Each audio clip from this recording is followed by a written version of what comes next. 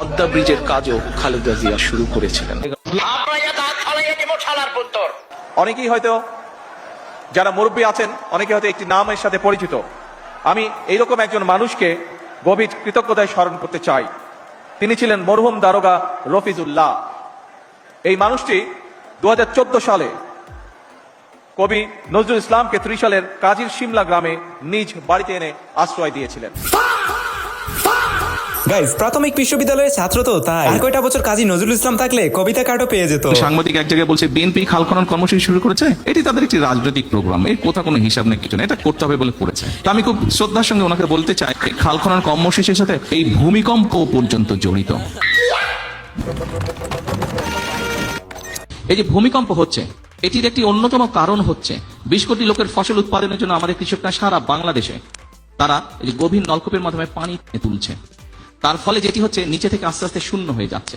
ঠিক আছে, খুব স্বাভাবিক, নিচটা যখন শূন্য হবে উপর থেকে সেটি ধসে পড়বে, তাই নয় কি? এটি তো স্বাভাবিক ব্যাপার। অশিক্ষিত নেতার স্ক্রিপ্টটা লেখছে কোন হালা, যা ইচ্ছা তাই বলে দিছে। আর এদিকে পিতার বয়সের চেয়ে যখন পুত্রের বয়স বেশি হয়,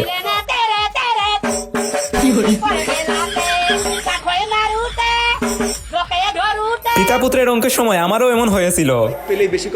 আগামী 5 বছর সারা দেশে কমপক্ষে আমরা 25 কোটি গাছ লাগানোর পরিকল্পনা গ্রহণ করব। আপনারা স্বপ্নে দেখেন কিভাবে? স্বপ্ন দেখারও তো একটা সীমারেখা আছে। আমরা সমগ্র বাংলাদেশে 20,000-এর মতন কিলোমিটারের মতন খাল আমরা খনন করতে চাই। আপনার কি সেই আক্কেল জ্ঞান নাই? 1 কোটি লোকের চাকরি 18 মাসে দেওয়ার সিদ্ধান্ত আমরা নিয়েছি।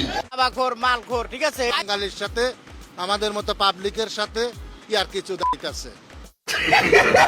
আসলেই গাইজ, এটা ইয়ারকি ছাড়া আর কিছু না। সরকার রামিসার এই হত্যাকারীর সর্বোচ্চ শাস্তি ইনশাল্লাহ আগামী 1 মাসের মধ্যে নিশ্চিত করবে এবং সেই সর্বোচ্চ শাস্তি হচ্ছে মৃত্যুদণ্ড।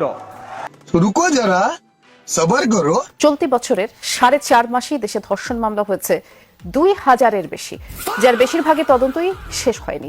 যেসব চাঞ্চল্যকর ধর্ষণ মামলার রায় হয়েছে ট্রাইব্যুনালে, সেগুলোর বিচার কাজও উচ্চ আদালতে থেমে আছে। আইনজীবীরা বলছেন বিচারক সংকট আর মামলা জটে ধর্ষণ মামলার বিচার বছরের পর বছর ধরে ঝুলে আছে।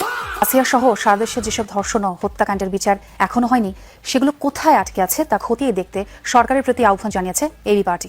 দুপুরে এবি পার্টির কার্যালয়ে এক সংবাদ সম্মেলনে এসব কথা বলেন দলটির নেতা ব্যারিস্টার আসাদুজ্জামান ফুয়াদ। তিনি বলেন, কেন বারবার এমন ঘটনা ঘটছে, বিচার ব্যবস্থার কোথায় ঘাটতি রয়েছে তা নির্ধারণে বিশেষজ্ঞ কমিটি গঠন জরুরি। আমরা এখন মধ্যযুগে নাই, আমরা আধুনিক যুগে। আইন সংস্কারটা একটা চলমান প্রক্রিয়া। হে, আপনারা তো আধুনিক যুগেই আছে। আসলে গাইজ আমাদের কপালই খারাপ, এতদিনে একজন বেড়া প্রধানমন্ত্রী পেলাম, তাও আবার বুবা। সো গাইজ, আজকের এই ভিডিওতে দেখতে পাবেন রিসেন্টলি ভাইরাল হওয়া টিঙ্কু জিয়া উর্ফে দেশ নেতা তারেক রহমান হাস্যকর বক্তব্য, অস্থির সব কর্মকাণ্ড। কার্ড দেখছে, এই কার্ডটার নাম আমরা দিয়েছি ফ্যামিলি কার্ড। সেই জন্য কৃষক ভাইদের জন্য আমরা একটি কৃষক কার্ড চাই সকলকে। সেই জন্য তাদেরকে আমরা প্রবাসী কার্ড দেওয়ার সিদ্ধান্ত গ্রহণ করেছি। একটি কার্ড দিতে চাই, সেটি হবে এলপিজি কার্ড, এলপিজি গ্যাস। এটি আমরা মা বোনদেরকে পৌঁছে দেব। দেশ নেতার আগের নাম ছিল হাম, উনি চাচ্ছেন সেই নামটা যেন পরিবর্তন করে কার্ড বাবা হয়। এদিকে কার্ড আছে কিন্তু চাল নাই। কৃষক কার্ড। ধান, চাল, গম, আলুর মতো অর্ধ শতপণ্যে বাড়ছে ভ্যাট এবং সম্পূরক শুল্ক। এ সংক্রান্ত রাজস্ব প্রস্তাবনা তৈরি করেছে জাতীয় রাজস্ব বোর্ড, এনবিআর। এবার বাবা মা, ভাই বোন কিংবা দাদা দাদির কাছ থেকে পাওয়া সম্পদের উপর কর বসাতে যাচ্ছে এনবিআর। সম্পদের মূল্য ভেদে যা হবে সর্বনিম্ন 1% থেকে সর্বোচ্চ 10%।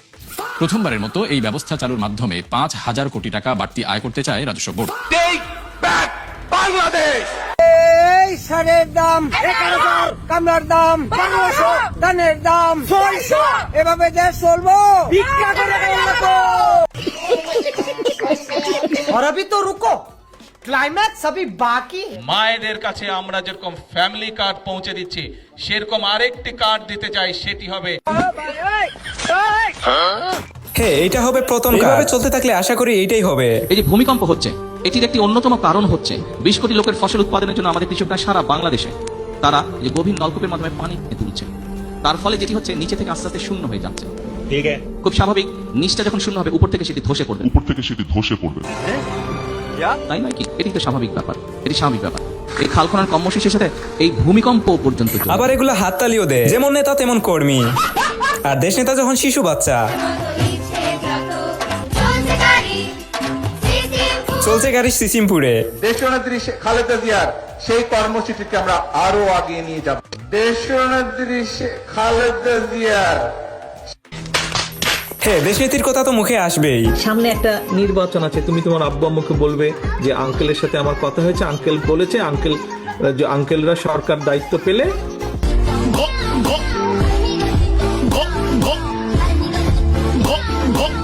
এটাই ছিল নেতার উই হ্যাভ এ প্ল্যান।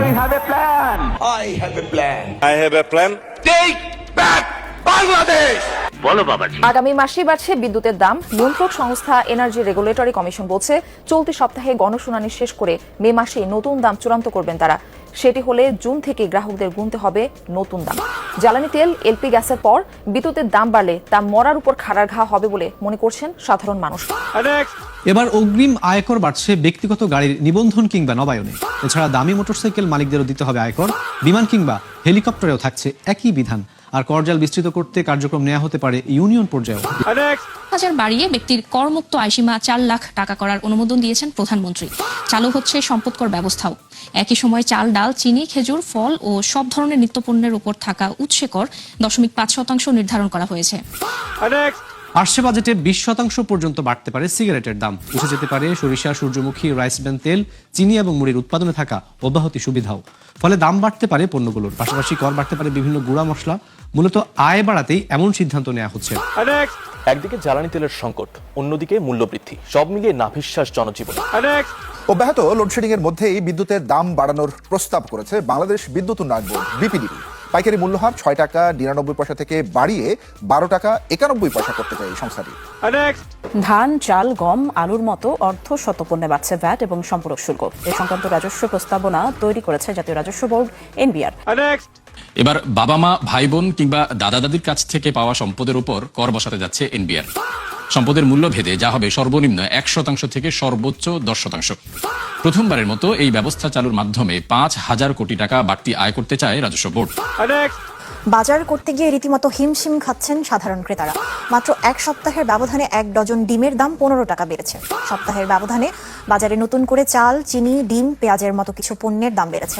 এখনো সংকট আছে বোতলজাত ভোজ্য তেলের। দামের এমন ঊর্ধ্বমুখী প্রবণতায় বিপাকে পড়েছে সীমিত আয়ের মানুষ।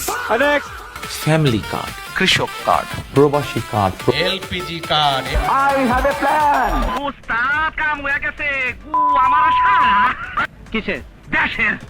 সো গাইস, কয়দিন পর আপনারা কমেন্ট করতে দোয়া লাগতে পারে। তাহলে কি গাইস, হাসু আপার কথাই ঠিক ছিল? রহমান ছিল matric pass,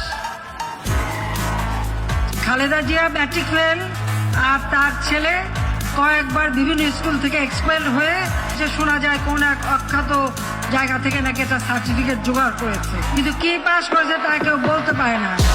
cooking without oil. আজকের ভিডিওটা এই পর্যন্তই। দেখা হচ্ছে নেক্সট ভিডিওতে। আল্লাহ হাফেজ।